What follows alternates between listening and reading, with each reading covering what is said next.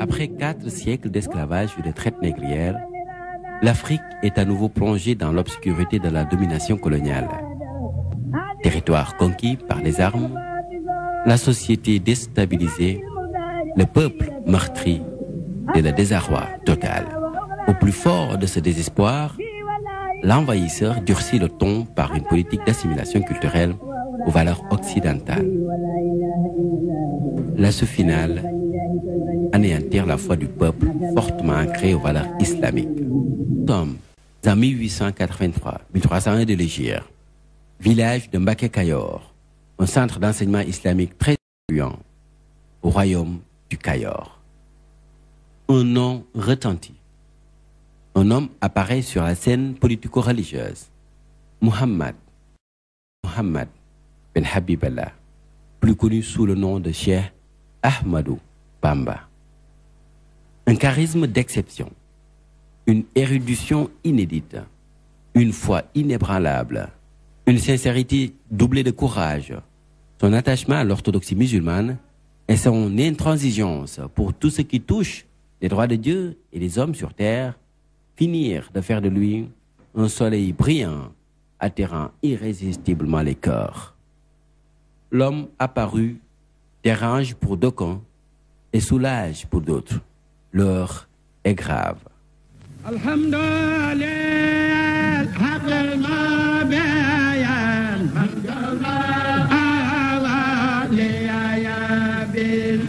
Qui est donc ce personnage singulier au nom très révélateur, Khadimou Rassoul? Un nom de fonction qui renvoie directement au service de l'envoyé de Dieu dont la mission ira jusqu'à la fin des temps.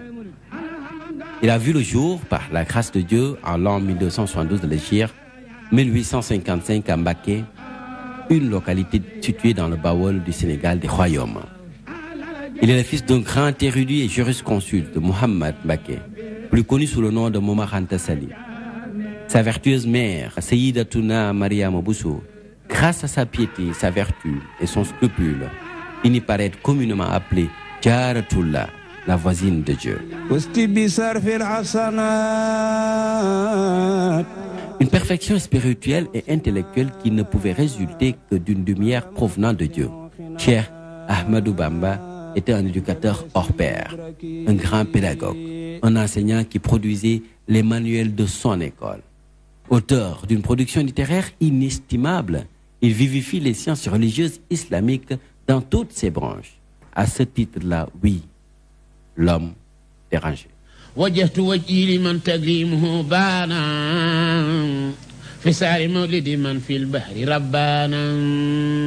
La rupture s'annonce. L'espoir est permis. Même dans le doute de la faisabilité, la foi suffit pour convaincre. La preuve par l'action, tel est le moyen de mise en œuvre de Cheikh Ahmadou Bamba.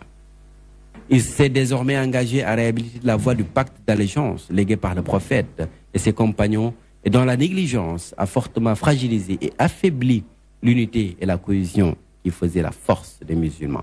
Le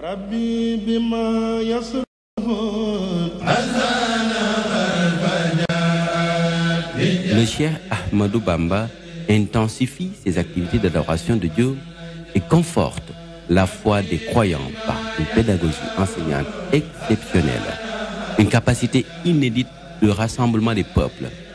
Il est refuge.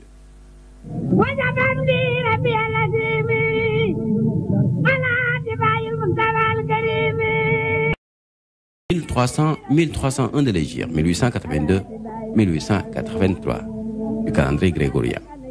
Mbacké Kayor, la foi exclusive du Cheikh en Dieu et sa promotion publique au rang des vertueux, sa piété dépasse la norme. Son humilité étonne. Il enseigne, il forme et oriente vers la voie de la piété et du salut. Le peuple tout entier lui fait confiance. Il est l'abreuvoir des assoiffés.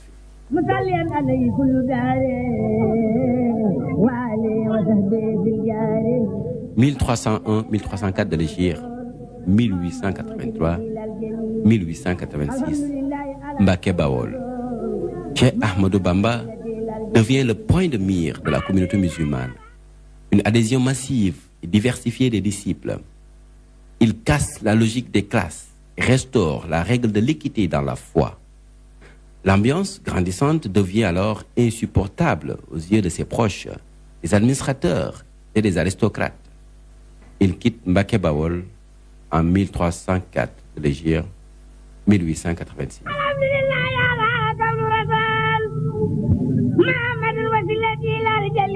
1304 de l'hégire 1886, Darussalam.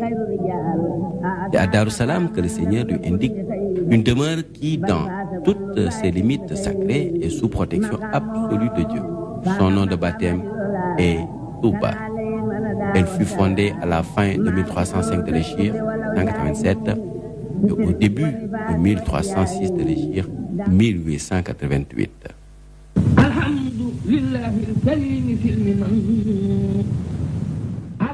1305, 1306 de l'Égypte, 1887, 1888. Touba.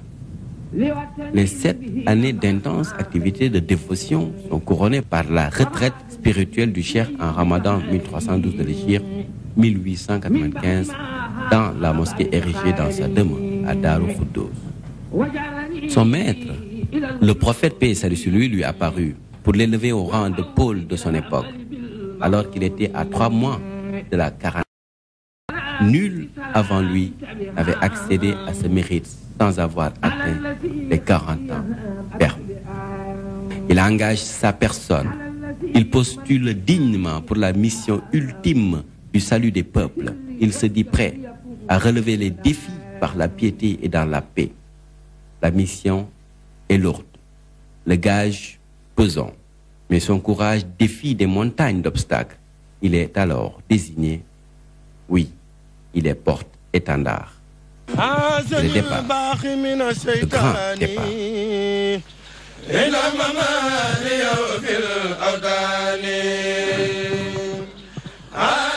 Les suspicions vont grandissantes. Le pouvoir colonial entérine les propositions de ses experts, pour qui la seule et unique mesure de sortie de crise reste la déportation du cheikh Ahmadou Bamba au Gabon. Il est convoqué à Saint-Louis. On lui reproche de fomenter une guerre sainte. Il sait que sa mission est imminente. Il va à la rencontre des troupes du pouvoir colonial venues l'arrêter. De Mbacké Bari, il sera à Djéwol. Nous sommes le 10 août 1895.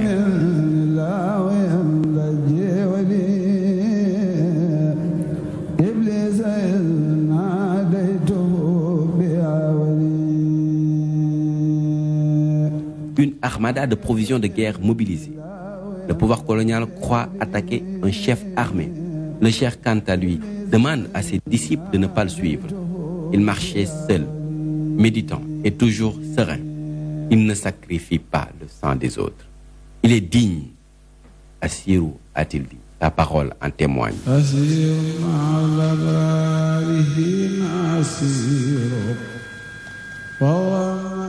Je marche en compagnie des gens de Bèdre au moment où les adversaires pensaient que j'étais leur captif.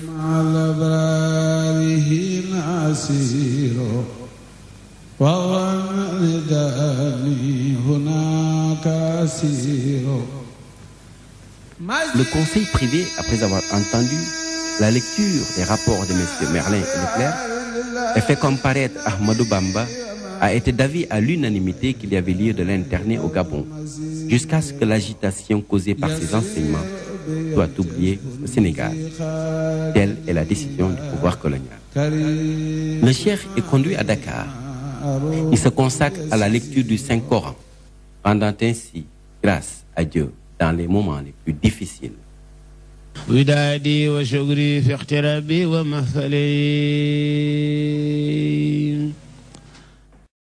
Ont-ils débarqué au Gabon? Le cheikh fut conduit à l'île de Mayumba, préparé par le pouvoir colonial comme un mouroir pour les résistants noirs. Le cheikh y séjourne durant 5 années pleinement remplies de courage, d'abnégation et surtout de piété.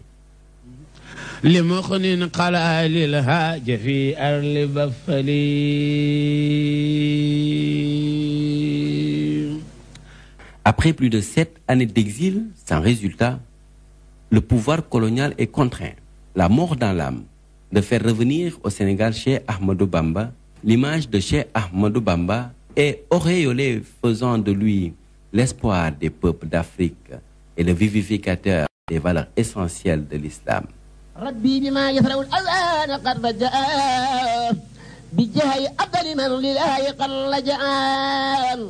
L'accueil du Sauveur est vibrant.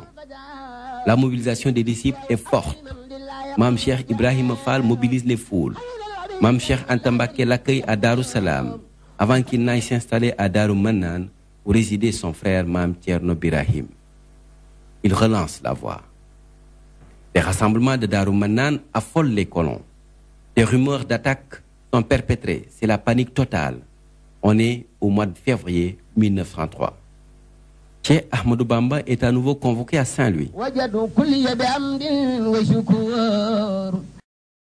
La direction des colonies décide à nouveau de le déporter en Mauritanie pour 5 autres années durant lesquelles tous les peuples d'Afrique et d'ailleurs ont fini par comprendre que ce cheikh était le serviteur dont l'humanité avait besoin pour que l'être humain retrouve sa dignité. Le cheikh séjourne mauritanien dans une ferveur spirituelle telle que la majeure partie des érudits des lieux lui fit allégeance. Il devint un pôle incontournable, un pourvoyeur de paix et de sainteté. Et devant l'échec cuisant de cette nouvelle déportation, les colons sont obligés de le ramener au Sénégal, où ils le placent en résidence surveillée et à Thiéyène pendant 5 autres années avant de se résigner à la conclusion manifeste que Cheikh Ahmadou Bamba était invincible.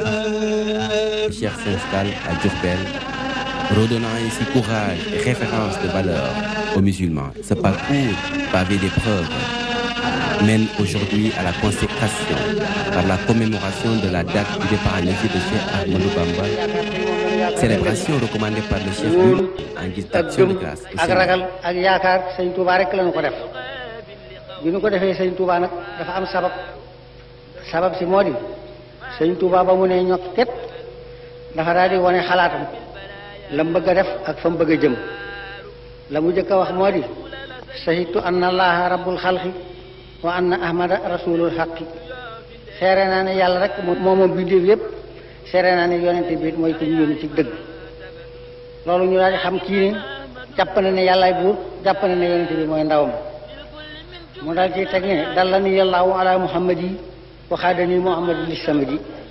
yàlla tegtal na ma yonente bi xam na may jëme ma ci yàlla ñu daal di xam ko ne kooku yàlla ak yonente bi rek lay nekk seen diggante boolewul ci lenn ba mu nekkee ci biir loolu di dem ba yegg si lahu daxara niyaati waxin mi waxit fati waxi wa jismaani wa kulli bila sukri jox naa ko sama diiru jamono jox naa ko sama yéene jox naa ko sama xam-xam jox naa ko sama liggéey jox naa ko sama ruu jox naa ko sama yaram jox naa ko sama lépp ci lu dul ak na ngooti ko loolu ba la ñu xam ne kenn amatul ci moom lenn seddul mbokk seddul jàmbur seddul kenn yàlla rek la si jox lépp bi mu defante yàlla ci biir loolu itam bala mu yaakaaroon ci yàlla bay def yàlla noonu yàlla defante ko ba am ci lu kawe njortam ca la waxee ne hubbi wa wuddi wa rilwaani wa mahmadati liman habaani bi ma xat faa xamas noonu sama cofeelu biir sama ngërëm sama cantoog làmmiñ lépp jox naa ko ci nga xam ne may na ma lu kawe sama njort muy yàlla kon nag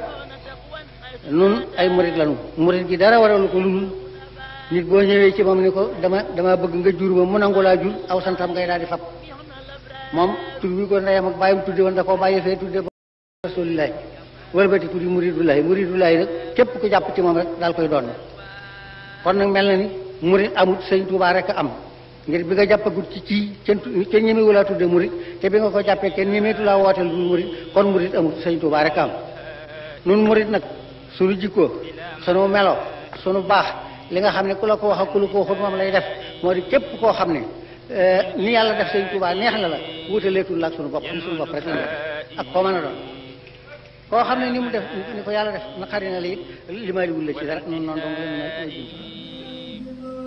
bismillah